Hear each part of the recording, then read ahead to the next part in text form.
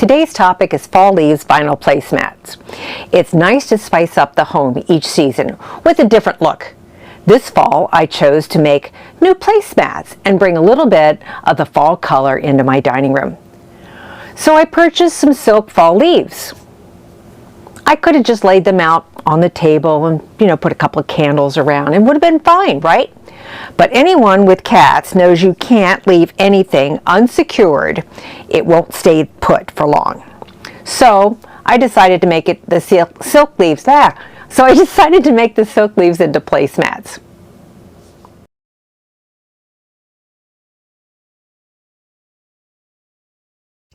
I found silk leaves available in two options, either with a stem or without. But the one thing we had to do was clear off extra plastic ribbing on the leaves, and they just peel off. Takes a little bit. They are glued on, but you will want to remove these. You don't want these in your placemat. You don't want to have to be sewing through them with your needle. So we get rid of that. The next thing is I layered my batting. Here's a great way to get rid of some leftover batting. And then I put a piece of black fabric down. I was inspired by a piece of fabric that I had that was fall leaves, but the background on it was black, and it really made those leaves pop. So I just put a piece of black quilter's cotton on top of my batting, and then took my individual leaves and arranged them as I desired.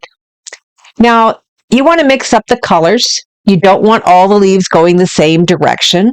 You can intertwine them. You can do different types of leaves. You don't have to do all maple leaves. I chose to do maple, but you could add birch or whatever else. Then cover it with a piece of vinyl. I've written out a list of supplies as well as basic instructions that you can download. There's a link in the description below. Now you can use a spray adhesive or glue the leaves individually down. That's up to you. I rolled up the vinyl and just took it right to my machine. I used an Omni variegated in the same colors as my leaves for my quilting thread, and my free motion clear view foot. You want to make sure when you're quilting to quilt or stitch through all of the leaves at least once, just to hold it in place so it doesn't slide around under the vinyl.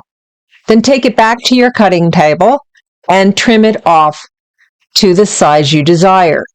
Mine ended up being 14 by 18. I used a purple tip needle for Janome. It's a slightly larger needle with a slightly larger eye that accommodated or allowed the quilting thread to go through my machine nicely.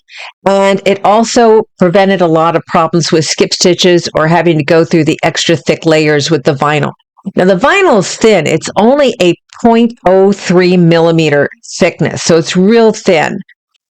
Check with your local dealer for any of the sewing accessories that I've talked about or show in my handout that you can download. As to the binding, you can make your own binding, of course. I tend to purchase my binding. It's a double folded, extra wide bias, and I use just plain colors. Now I am using my VD AccuFeed foot with the AccuFeed turned off. And I've selected stitch pattern number 17, which is a serpentine stitch. And I'm also still using the variegated thread. Now I'm ready to set a beautiful fall table. These placemats make great gifts, either housewarming, bridal, or just for holiday. Get started on your holiday sewing now. Get it all done for Christmas. Only takes an afternoon to make 4 placemats. That's pretty fast. And you can make them color-coded if you desire. Anyway, have fun making your placemats, and I'll see you next time on Susan So Creative, where it's only wrong when it doesn't work.